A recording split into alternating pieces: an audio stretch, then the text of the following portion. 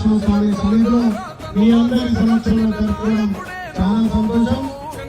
ఆయన శిష్యుడిగా, ఆయన తమ్ముడిగా ఆయన నడిచారులు నడుచుకుంటూ ఆలయం ఇంకా అభివృద్ధి చేస్తారని మాటిస్తూ ఇంత పెద్ద ఎత్తున ఆయన చిన్నదాన్ని మా పెద్దలు, మా వెంకన్న, మా ఒడ్డు వెంకన్న గారు ప్రతి సంవత్సరం ఆయన బర్త్డేను జరపడం చాలా సంతోషం.